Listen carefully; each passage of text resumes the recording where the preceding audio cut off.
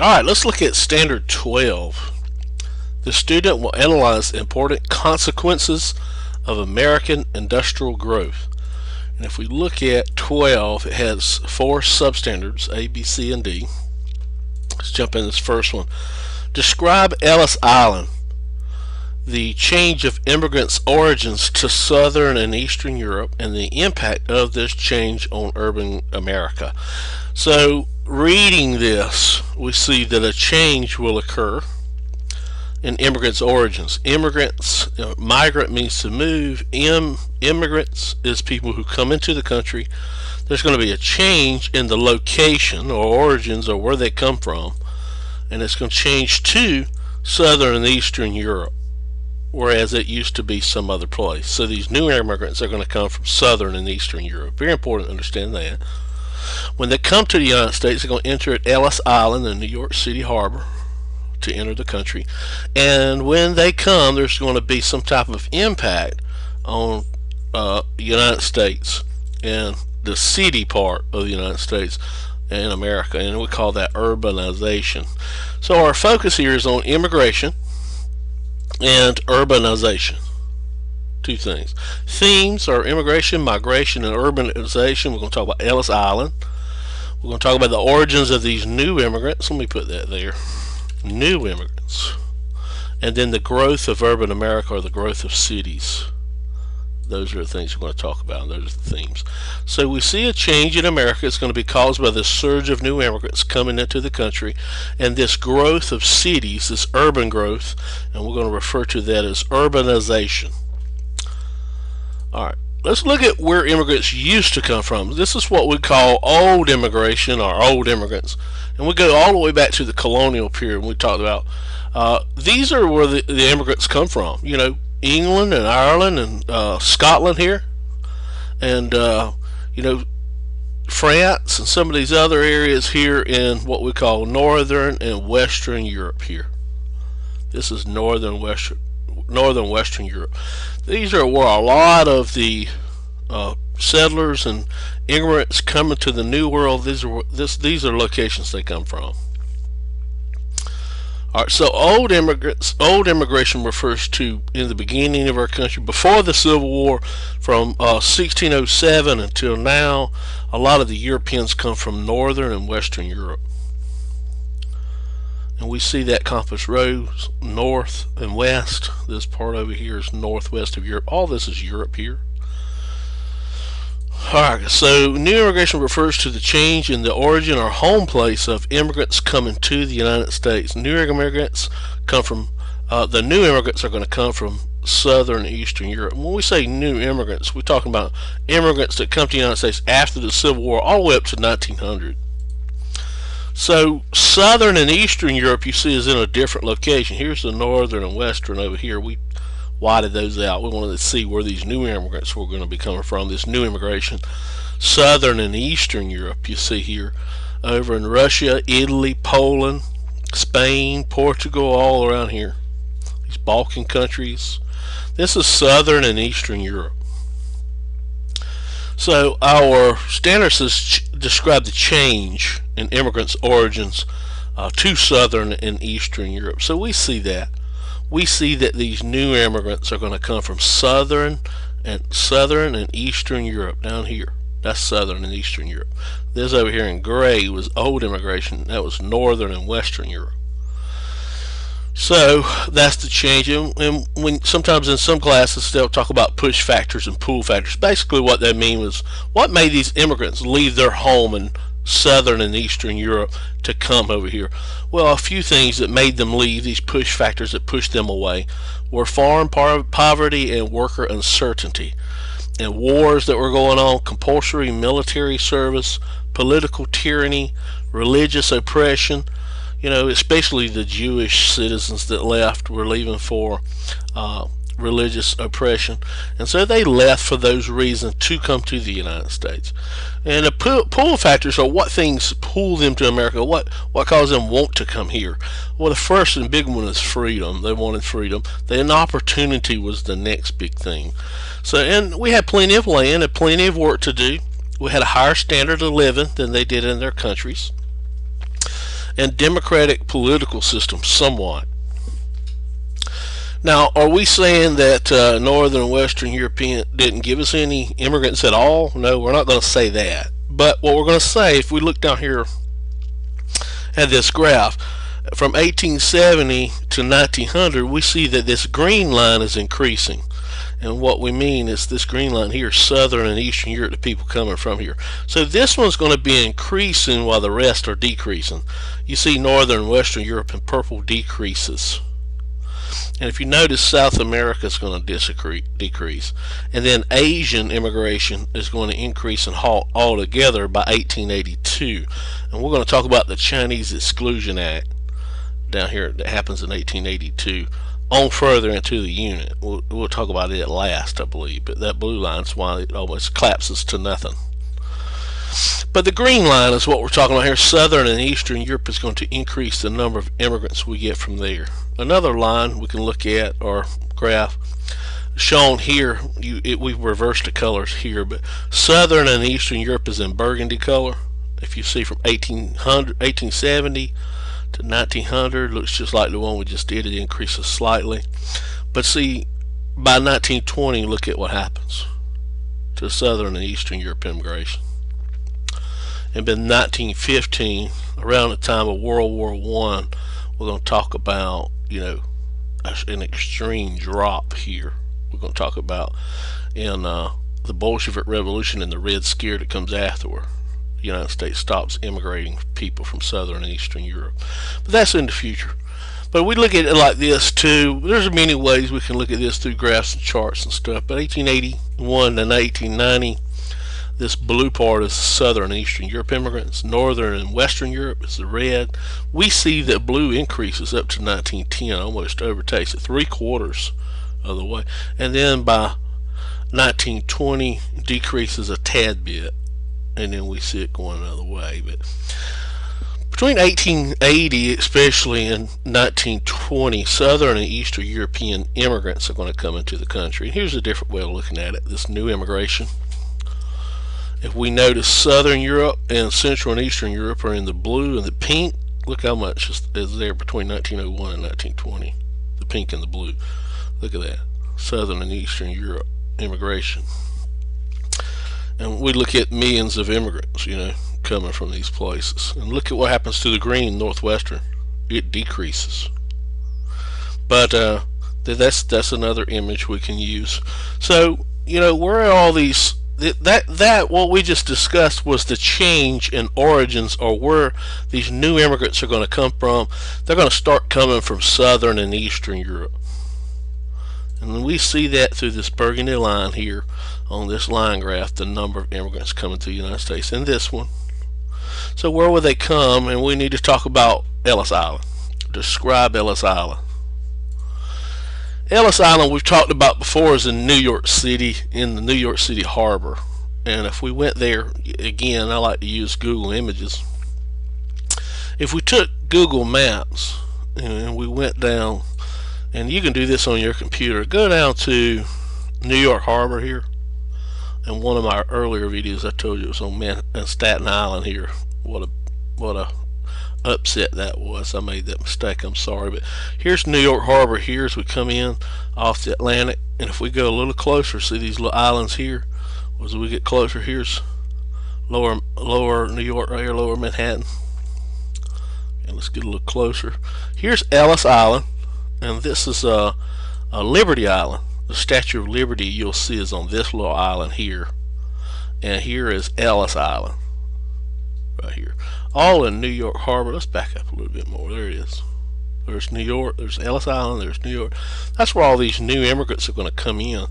And here this is coming out into New York Bay here, coming out to the Atlantic. Let's back up here. Ocean. Let's go look. Alright, there's the Atlantic Ocean. Across this ocean right over here. Okay, so that's where Ellis Island is, and if we want to look at it a little closer, there they are right there. Here's a picture of Ellis Island, and this is a picture of the Statue of Liberty that's on Liberty Island. A lot of these new immigrants that are coming, most of them come from Italy, Poland, Austria, Hungary, and Russia. And they're going to come into the country. They speak a different language, so they're going to be discriminated against when they get here. A lot of nativism, or these people who are here, their fear of people who have a different religion and a different language. So, alright, here's Ellis Island here. All immigrants coming into the East Coast are going to come by way of the Atlantic Ocean, come to Ellis Island here.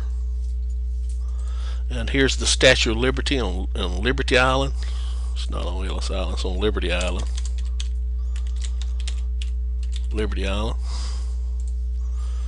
Okay, and here's another shot of Ellis Island here. They come in here, get dropped off, and go when they're released down this road here, and out they go. Here's a shipment of immigrants coming in to Ellis Island. Alright, let's change this focus real quick. It says, describe Ellis Island, which we did. The change in immigrants' origins to Southern and Eastern Europe, which we did. And the impact of this change on urban America. So we're going to look at the impact of the change, this influx or surge of immigrants coming to the United States. They're going to live in cities because that's where the factories were during the Industrial Revolution. And the factories are located in the cities and centralized there, so a lot of rural workers are going to move to the cities, and then all these immigrants are going to come to the United States hoping to have a job and a new life and a better life for themselves. So this overcrowding and other social problems start to exist within the cities, and it brings up a lot of political problems on how to deal with this change. So we have all these people rushing into the United States from Southern and Eastern Europe, and so the United States is going to experience urbanization. And urbanization is, let's go over the definition before we look at this, the physical growth of urban areas, in other words cities, as a result of rural migration and even suburban concentration into cities, and these immigrants coming into, particularly the very large ones, like New York City, New York, Chicago, Illinois, Boston, Massachusetts, Cincinnati, Ohio. And characteristics are overcrowding in housing, in the streets, overcrowding, unsanitary conditions, no working plumbing, no ventilation in the buildings, air conditioners or anything, dirty streets and alleys, poverty and homelessness. Some non-examples of urbanization or rural areas are out in the country. And around Bainbridge here, Decatur counties, Attapulgis, Wiggum, McRaeville, places like that. But what we have here is this central core of cities in this red area here, because we see that once they reach New York City here in Ellis Island, if you notice over a million people in this large red bubble here in New York City there, and we see 1.5 million there. Jersey City, 163,000, Rochester, 133,000. But look at Chicago, over a million people, or immigrants, are going to go to Chicago. So we see these cities like Philadelphia, New York City, Chicago, and Brooklyn even picks up a lot, and St. Louis down here, and St. Louis, Missouri, and Cleveland, Ohio picks up a few. Cincinnati grows. Baltimore, Maryland's going to grow, and we see all these cities or urban centers growing in population. And notice the less than 10%. Look at Bainbridge and Decatur County. So we stay pretty much a rural area, agricultural area. But the 30% or more, if we look for those, and in the green there, we see in the large cities areas. Okay. Let's look at Chicago. And let's go back to Google Maps. Okay, here's Illinois. Here are the Great Lakes. Here's Lake Michigan here, and here's New York here. And the people got to Chicago either by going up to Hudson and across the Erie Canal, or by train across the Appalachian Mountains to Chicago.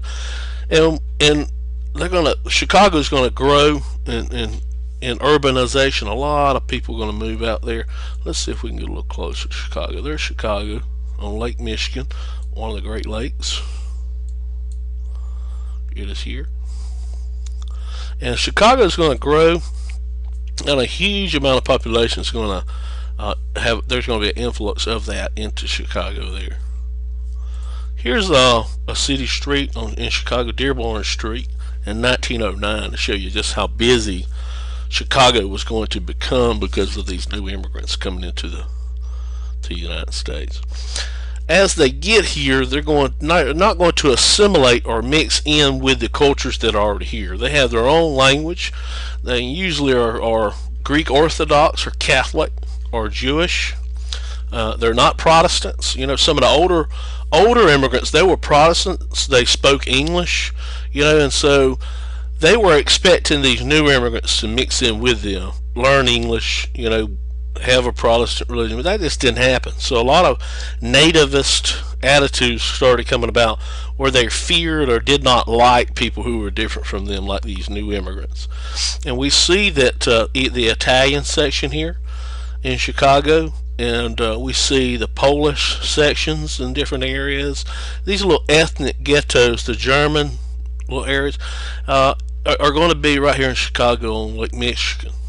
We see that happen a lot during this urbanization period. Even in New York City, you know, Little Italy on Mulberry Street in 1900, that a lot of these people were Italians. Their stores were Italian stores, you know, they sold Italian goods, Italian food, you know. So we see these little enclaves, ethnic ghettos forming in these cities as these people don't really assimilate well, but they create their own little cultures in these little enclaves here. Alright, so we see that the change in the United States is a surge of these new immigrants come from Southern and Eastern Europe, and the growth of the cities, urbanization or urban growth, is going to change America. And in several ways, not for the good. It's going to be good and bad, but we see one thing is marked by is extreme poverty here. Political corruption and graft, you know, Boss Tweed in New York City, that ring that's going to pay these immigrants right off the boat to vote for them for some clothes or for a job or some type of material gain. We talk about that in AP US government, but not here in AP US history. Let's try to get our spelling correct over here. Extreme poverty, political corruption, overcrowding, and tenement housing. I'll show you a picture in a second about tenement housing. Unsanitary water, no filtering or anything like that. We're going to talk about cholera and how the outbreak killed a lot of people in the city. Fire hazards, you know, the Triangle Shirtwaist Company was a fire that killed over 150 women working inside of it in New York City. Child labor, unequal pay, long hours, unsafe working conditions. These are some issues that were going on during industrialization, during urbanization and immigration in these large cities. So we could put those into 4 categories, into housing, health, working conditions, and political machines like Tammany Hall graft or corruption. Graft means the corrupt way that Tammany Hall operated. Child labor, disease and sanitation in health areas, bacteria in the streets and in the homes, housing in the tenements and the slums. Let's go ahead and go to that. They come here looking for jobs during the Industrial Revolution. They go to Ellis Island, and when they get here, they find a lot of things they really didn't want. Overcrowding in the cities, people are going to be shortage of housing. In New York around 1900, these tenement houses where these people lived crammed in together. Here's another one here, shows you all the people that lived in one room here coming out. You see a lot of these clotheslines hanging out where they can dry their clothes. No washing machines and dryers or luxuries we have today. In 1896 in New York City tenements on the Lower East Side, there were about 1,500 people who died just from heat wave coming through. They had no air conditioning. There's no really good ventilation in these buildings. In other words, no health codes for fire or safety during this time period, and those are going to come with the reform movements in the progressive era. And a lot of them died from cholera, bacteria in the drinking water supply. So there was no sanitation, water sanitation department, no water filters. Here's a tenement house where Jacob Riis took a picture. A lot of these pictures around 1900 when he wrote his book, How the Other Half Lives. So a lot of the male immigrants could expect when they got here to work a 12-hour workday, to live in these crowded tenements and work in these grimy factories and work 6 days a week, only making $597 a year. That's not good pay. But dangerous coal mines, and they couldn't speak English. They were uneducated. So these are the situations they come here and find, even though they're looking for a better life. Women work the same 12-hour work day. They're going to live in the same crowded tenements, grimy factory work, 6 days a week. They're going to work. They're going to get less pay though, $314 a year. Notice that men usually got, and on average, about $597 a year. Women got $314. They were paid less than men, so unequal pay. They're going to work in these tedious garment making factories, like the Triangle Shirtwaist Factory. That factory is renowned because of its unsafe area, and a lot of changes happen after that fire codes, because the owners locked the building thinking women would sneak out with clothes, and when it caught on fire it burnt almost everyone inside. But anyway, women couldn't speak English well from Southern and Eastern Europe, and they were uneducated. But these children are going to work too. As young as 7 years old, they're going to go to work in factories and mills.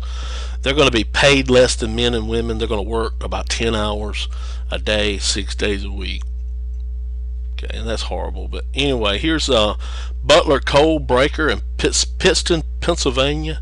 And here's some breaker boys that worked inside this coal mill here to provide coal for the steel companies and other countries that needed an energy source. Here's some young children that worked inside of this coal company. Here they are at work here with an overseer with this little switch to pop them in the head when they didn't do right. But there they are. How sad. They should be where? That's right. They should be in school. Here's a cartoon drawn. It's got child labor as a spider here. This is obviously one of the reform cartoons. And here's a child here, little girl. And in the corners you can read indifference, ignorance, what is this? Poverty, luxury, profit, and greed. So you can look at this and analyze it and see where it comes in. It talks about this child labor stuff. Here's some children working in textile mills, and there's moving parts. Really didn't have any protection for these children. They shouldn't have been in there anyway. But really, these machines sometimes have moving parts that jerk these kids right in there and take their arm or leg off. So many immigrants are so poor that children had to work. Parents let them work. The businesses took them. Look at these kids standing here. They should be in school, right? Okay, and here's a kid by the name of Harry McShane, and he's going to let's see. Harry was 16 years old. He lost his arm in 1906 in a factory accident. You see it's not there. His shirt's tucked into his pants, but his arm is missing. Lost his arm in a factory accident. Okay, here's a little boy, looks like a little girl, but a little boy who lost 2 of his fingers in 1912. A piece of machine fell on his foot, smashed his toe, and then he fell forward into a spinning machine in a textile mill, and his hand went into unprotected gearing, and it crushed his hand and tore out 2 of his fingers. And this was in Sanders Spinning Mill in Bessemer City, North Carolina. It shows you, what these kids went through. So, are you glad to be in school today if that's where you are? Or are you glad where you are today rather than working like these kids do? You should be pleased that you're not there. So we see here that these people come here looking for a better way of life, and they get something unexpected because this urbanization and this industrial revolution, all these things that occur. And we see that these housing, health, working conditions, political machines, all these things that are not really good things going on in cities that need to be reformed. We're going to talk about how they are in the progressive movement. But did we talk about Ellis Island, and the Statue of Liberty here on Liberty Island? And did we talk about the change in immigrants' origins, where they come from? So they started coming from Southern and Eastern Europe. Did we do that? I think we did. I think we looked at different ways that we could look at that, and different ways of looking at it. But we did look at how this Eastern Europe over here and Southern Europe down here, if we look at our compass rose, this is Europe, here's Southern Europe, here's Eastern Europe. This is their new immigrants. This is where they come from 1870 to about 1900, 1920. And there's going to be a lot of people coming from Southern and Eastern Europe.